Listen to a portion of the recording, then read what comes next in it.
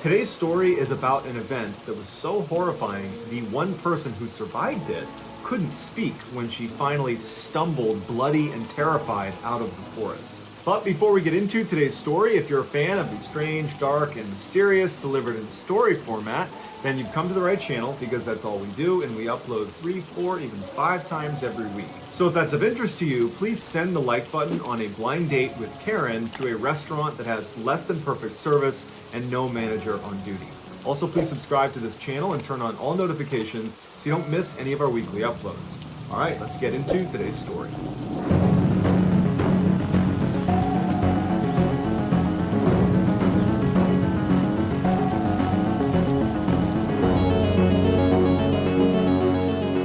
By 1993, Ludmila Korovina, who was a 41-year-old Russian hiking instructor, came under fairly intense criticism from her colleagues for being too survivalist with her students.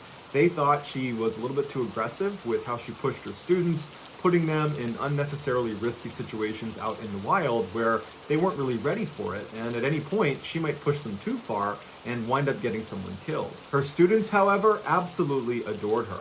They said on the mountains she was fearless and in tune with nature, and they felt very safe around her. And then at camp, she was very motherly and tender and always took the time to make sure all of her students were taken care of well before she was. Former students had said the mentorship they received from Ludmila went well beyond just hiking instruction.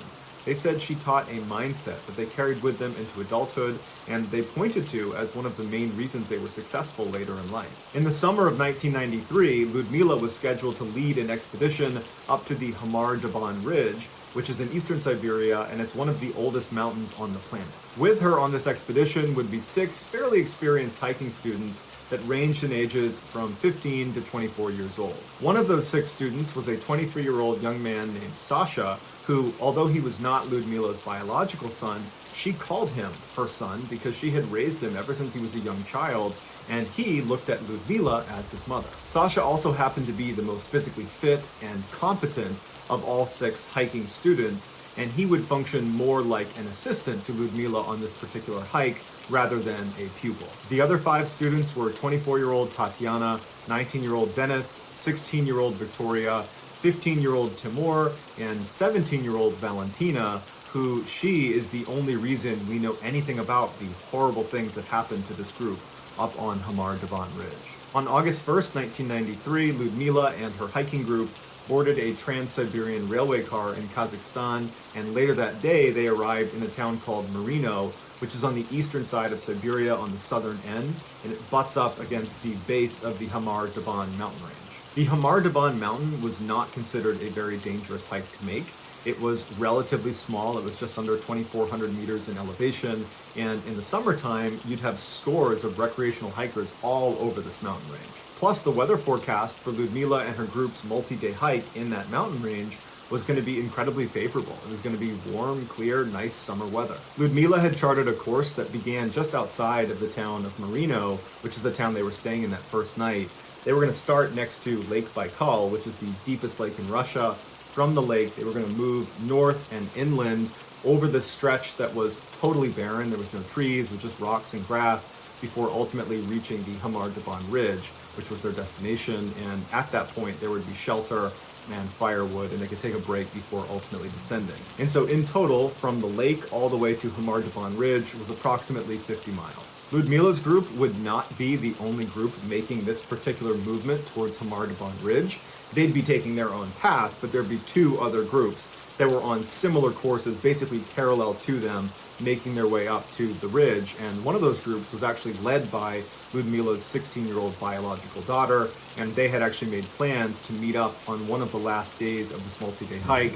As they were making their descent, there was a forest they were going to meet up in. So Ludmila and her 6 students stayed the night in Marino, and the next morning they got up early and made their way over to Lake Baikal. The weather's beautiful, they're excited to start their journey, and they take off. And everything was going great until the late afternoon. It would turn out the weather forecasters were just completely wrong, and as soon as the group climbed above the tree line, the temperatures plummeted and it started raining and snowing on them. It was just absolutely miserable. This treacherous weather would persist over the next few days, and it really started to destroy the morale in the group. But Ludmila, she was a pro and she had hiked in far worse conditions than this. And so she made a point of telling the group that this stuff happens. Bad weather happens. We are prepared. We are trained. We're going to be fine. You need to have a positive attitude about this. We need to just keep pushing forward and not play a victim here. And that was enough to inspire the group to just keep on going. They believed in Ludmila and she's telling them to keep going, so they kept going. By the evening of August 4th, so this is 3 full days of hiking later, they were only about 30 minutes away from the summit. They have now reached the point where they are in the open section of the mountain where there is no reprieve from the wind or the rain or the snow. There's no trees to block anything. And so it's just an absolute abomination trying to climb this last stretch. Every step is like an eternity as the wind just cuts through their clothes and they're soaking wet and miserable. Ludmila's students were not about to ask for a break. They knew how she operated. She was someone that really believed in pushing through your own pain and fatigue and misery, and she always led by example, and they saw her, right out in front leading the charge up towards the Hamar Daban Ridge. And so they were very surprised when she stopped and she turned around and told them, we're taking a break. And in fact, we're actually going to camp out for the night right where we are right here. No one knows why Ludmila made this decision. On the one hand, it does make sense to take a break and say, you know what, we'll reach the summit tomorrow. We've had a really hard couple of days here with the bad weather. We'll make camp and we'll get some rest and we'll hit the summit tomorrow. That makes sense. But where she elected to make camp does not make sense. She had them stop right smack dab in the middle of this totally open section of the mountain where there are no trees, there's no objects to protect them from the horrible wind and snow and ice and rain that's just going to be pelting them all night. And so some people have speculated that when she looked at her crew of hikers, they were so badly beaten down and tired and miserable that she knew she could not ask them to go any further. And so that was why she said, let's just make camp here, we'll make do. Others have said her map may not have been very accurate, and so she didn't know how close she was to the summit, where at the summit there was literally a shelter that had firewood and a place for you to rest. Maybe she didn't know she was so close. Perhaps she thought she was much farther away and this is the best we can do. But what the inaccurate map theory does not account for is Ludmila would have known there is a forest about 2.5 miles down the mountain, because the whole time they've been on this hike, they've tried to stay up above the tree line as they make this final approach up to the ridge. And so she would have known there's a forest right down there. And if I wanted to, I could go down there and seek shelter in the trees. And so for whatever reason, she decided that we can't go down to the forest, we gotta stay here. And so perhaps that lends more credibility to the idea that the group was far more beaten down than maybe we even realized. And she thought they can't make the 2.5 mile journey. We're gonna have to just make camp here and make do. But regardless of her reasoning, they did make camp right in the middle of this open section. They set up 2 wet, crappy tents, and they used their little kerosene stoves to make a tiny meal, and then they all crammed inside of these 2 tents and huddled as the wind howled outside. That night, the storm got much worse. The wind picked up, and again, they're totally exposed on this open section of the mountain, and so they're just getting destroyed by this wind. And at about 2 a.m., the wind actually broke the ropes that were holding the tents down, and they had to go outside and retie them, and they were able to do that. And then a couple hours later, at about 4 a.m., the wind actually lifted up the section of the tent that was facing where the wind was blowing, and it pulled the tent up in such a way that water rushed into the tent and soaked their sleeping bags. And they were able to go outside, and they put the stakes back down in the ground, but they were sleeping in wet sleeping bags in the middle of this mountain in the middle of a storm. So this is getting quite dangerous at this point. But they were able to eventually fall asleep, and at about 10 a.m. the next morning, Ludmila gets up and looks outside, and she can see that everything is frozen, that it's snowed and the temperatures have dropped again, and everything is just snow and ice. And she knows that, we're actually reaching very dangerous hypothermia territory, and if we don't warm up soon, this could be life-threatening. And so she woke everybody up and she said, we need to go down into that forest and we need to start a fire as soon as possible. And so everybody said, all right, they got up, they started packing up their things, rolled up their tents, and they began walking down the mountain in a line. Although this was not intended, when Ludmila had said, we will reach the summit tomorrow, that had delayed their schedule. And it meant they were not going to be able to meet up with her daughter the next day. But now in the morning, when they're deciding basically to abandon the summit and turn around and head down again, they were now back on schedule to meet up with her daughter down in the forest. However, her daughter said she was at the rendezvous point in the forest, and Ludmila and the 6 other hikers never showed. 4 days later, on August 9th, a group of Ukrainian kayakers were making their way down this river in southern Siberia, and they were passing by the Hamar-Daban mountain range. And so as they're kind of slowly moving their way down, it's this beautiful morning, and they're looking up at the mountains all around them. The leader of this group happens to see something move on his left side. There's a forest right up against the left side of this river, and he turns his head, and he has to do a double take because there is this girl who's standing there at the edge of the forest looking out at them totally expressionless, and she's covered in blood, and she's not doing anything. She's just standing there. And at first he actually thought, like, we need to leave. His first thought was, we need to just get away from this person. There's something wrong with this person. But very quickly the group realized, like, we cannot abandon this girl. This is a young girl who should not be out here. I don't know what she's doing out here. And so they turned around and they went on shore, and they yelled to her. They said, are you okay? And she just stood there not reacting. And they tried a couple more times to say, hey, we're not going to hurt you. We just want to know what's going on. And she didn't say a word. She just stood there in shock. She looked very scared. They finally got up right next to her, and they asked her, what are you so scared of? Where are you coming from? And they just could not get her to speak. But they're up close looking at her, and she's got blood all over her. She looks dirty. She looks like she might be sick. And so they decide that, this girl needs help, and they had blankets. And so they threw blankets over her. They put her in one of the kayaks, and they brought her back to town. Once in town, the Ukrainian kayakers went and got authorities and said, hey, we found this girl. She was covered in blood, walking out of the forest. We have no idea what's going on with her.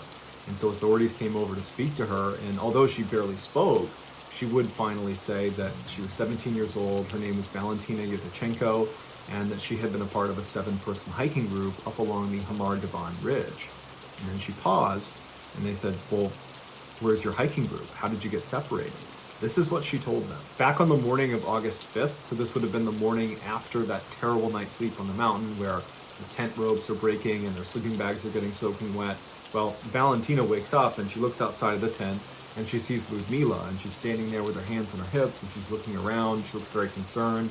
Valentina goes out there and Ludmila turns to her and says, we need to leave. We need to go down to the forest. We need to make a fire. Can you help me wake everybody up and start having them pack up their stuff so we can get moving? So Valentina goes in, she starts waking people up, and everybody very quickly packs up the tent, packs up their things, and they're in a line and they start walking down the mountain. They had only made it about 10 meters into their descent when Sasha, the 23-year-old young man that Ludmila considered her son, he just suddenly falls. And the other hikers, Valentina included, run over and they help get him up again, and he looks kind of shaken. He takes a couple more steps and he falls again. And this time, when Valentina goes over to try to help him up with the others, they see his eyes are wide and he looks like he's really terrified, and then blood starts rushing out of his nose and his ears and his mouth, and then he just suddenly dies. And Ludmila runs over and she grabs him and she's panicking and she's trying to feel for a pulse and she's checking for his heart, and then she screams out in pain and anguish and she yells, he's dead. The other hikers can't believe this is happening. They can't even process that someone, any of them, had died, let alone it be Sasha, the most physically fit and healthy one of all of them, including up until a few minutes ago. He wasn't showing any signs or symptoms that something was wrong. He was perfectly fine. What's going on? Ludmila was in shock. She's on the ground and she's holding on to Sasha, and she's telling the group that she's not going anywhere. She's staying with Sasha. And Valentina would say the group is just falling apart at this point. You have some of them that are crying, others who are just standing there looking around like, what's happening to us right now? And at some point, Ludmila collects herself and she says to the group, go down to the forest. Go down to the forest and start a fire. And Valentina said they didn't want to leave her and they were pleading with her to let them stay. And she said, no, go down to the forest and start a fire. And finally, Valentina said the group would. They'd get together and they'd turn around, and not really knowing what was going to happen next, they just begin walking down this mountain. And they only get a few steps before they hear Ludmila yell out to come back. She's saying, I can't move. And they turn around and Valentina was towards the front of the returning group as they're going back up the mountain, back to Ludmila. And she's now bleeding out of her nose and her ears and her mouth. And she's heaving like something's going on inside of her. And then all of a sudden she keels over on top of Sasha. And she dies right in front of them. And now the group is in hysterics. And Valentina's in the front and she can't see anybody else. And then she turns around and she can't believe what she's seeing to her side. Now everybody else is bleeding from their nose and their ears and their mouth, and some of them are frothing from the mouth. Valentina reached for her mouth and her ears and her nose to look for blood, and there wasn't any. And then she turned and she saw 16-year-old Victoria and 24-year-old Tatiana suddenly fall to the ground, just like Sasha had, except they weren't just laying there. They began rolling around and ripping their clothes off and clutching at their throats, and they're frothing at the mouth. And so Valentina reaches down to try to help Victoria, the 16-year-old, and Victoria bites her on the hand and she pulls her hand back. And then Victoria curls into a ball and then goes still. And then Tatiana begins hitting her head on a rock over and over and over again until she goes still. At this point, Valentina is in pure survival mode. And so she looks at the other two, which was 15-year-old Timur and 19-year-old Dennis. Everybody else is down on the ground at this point. And she sees Dennis is moving behind a rock, and he looks like he's not acting as erratic as everybody else. And so she starts making her way over to Dennis to see if he's going to be okay. And on the way, she sees 15-year-old Timur fall to the ground, and he's suddenly lying there still. And so she believes he's dead too. She gets over to Dennis, and he's bleeding profusely from all of his orifices in his head, but he's talking to her. And he's saying, okay, you need to go back to your bag, get out whatever you can that is essential, ditch the rest, and run down to the forest, and I'll meet you down there. And so Valentina says, okay. She makes her way up to her bag. She gets her sleeping bag and a couple other small items. And when she turns around to go back to Dennis, she sees that he's now slouched over his backpack, and now the blood is just pouring out of his head. And she can tell that almost certainly he's dead as well. And so not only is she all alone, she's now totally traumatized and believes whatever has happened to them is going to happen to her. And so she runs down the mountain and she goes into the forest, and she gets underneath this rock overhang. She puts her sleeping bag down, she crawls inside, and she drifts in and out of consciousness for the rest of the day. And then that night, she's still laying there, and the storm picked up dramatically, and she could hear all night these huge trees all over the mountain falling and slamming all around her. And so she's thinking, if I don't die from whatever killed my friends, I'm going to get hit by one of these trees. But she manages to get through the night. The next morning, the storm had cleared, and so Valentina gets up, and she's thinking to herself, maybe by some miracle, one of them is still alive. And so she climbs back up the mountain to where they were, and she finds all of them still laying exactly where they were when she left them, all motionless, all deceased. And so she decides to go one by one and close each of their eyelids.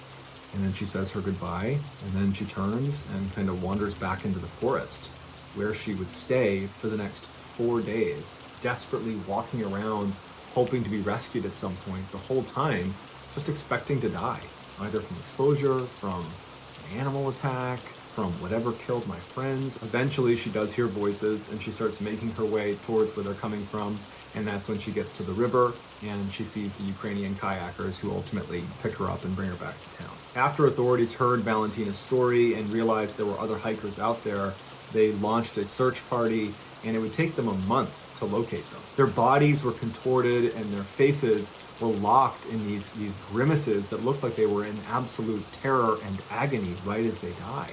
In addition to missing most of their clothing and their shoes, they were also all missing their eyeballs. The autopsies were only able to conclude that hypothermia contributed to their death, although it wasn't the only factor, as well as a protein deficiency, despite the fact that they had all eaten well over the course of their trip, and that all of their lungs were very bruised, but they didn't know what that was from. But nothing the autopsy concluded could reconcile what Valentina said she saw happen, which was a sudden, violent death of 6 healthy people with no signs and symptoms leading up. Suddenly, they are bleeding out of every orifice, and they're falling to the ground, tearing their clothes off, grabbing at their throats, frothing at the mouth, and then dying. And whatever happened to them, why didn't it happen to Valentina?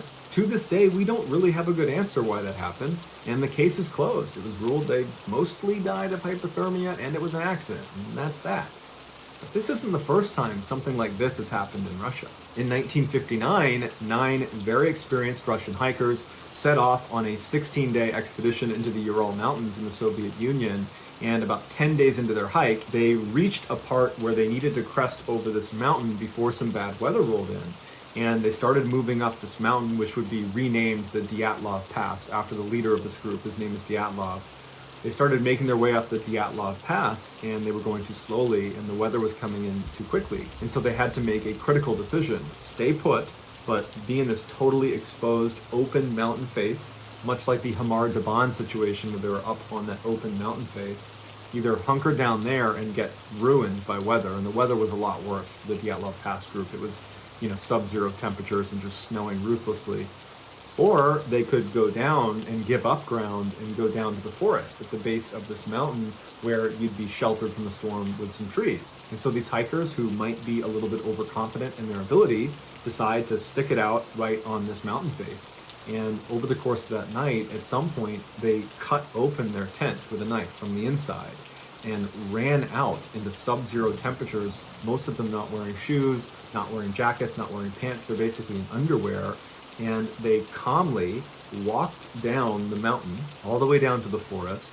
And once they got down there, two of them tried to desperately climb this big tree where there wasn't any low-hanging branches. And so they couldn't climb up it. We don't know what they were trying to climb up it for, but they ended up building this little tiny fire that could not have provided very much warmth at all. And they were found deceased lying around this fire. The 7 other hikers were found in 2 different areas. One that appeared to go down to that tree where those 2 were, but then doubled back and tried to get up to the campsite, but didn't make it and fell to the ground and died there. The other group was not found for a couple of weeks later. They were found at the mouth of this river. They were inside of this den, and they were wearing the clothes of the other hikers that were deceased. And the clothes they had on had traces of radiation on them, and the ones that were in the den had these devastating chest and skull injuries, and one of them was missing their eyeballs. And the official statement by the Soviet Union was they died from an unknown compelling force, which is a really mysterious way to describe how someone might die. This case was actually reinvestigated in 2020, and the new cause of death is death by avalanche, except loads of people disagree with that. In fact, experts have gone out to where this happened, and they say not only was there no avalanche, there's never been an avalanche in this area. There's literally never been one. So what do you think? Is there a connection between Hamar Daban and the Dyatlov Pass incident? Is there a cover-up in both cases where something far more sinister has happened to both groups that we don't know about?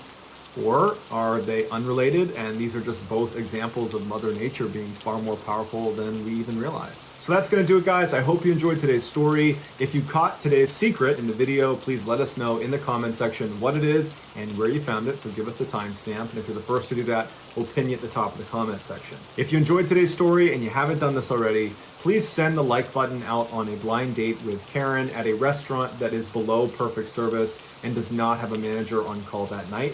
Also, please subscribe to this channel and turn on all notifications so you don't miss any of our weekly 3, 4, even 5 video uploads. If you want to get in touch with me, you can direct message me on Instagram or on Twitter. My username for both platforms is the same. It's just JohnBallin416. I also have a ton of content over on TikTok where my username is Mr. Ballin.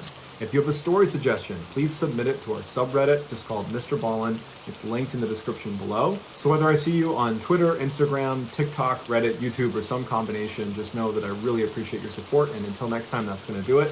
See ya.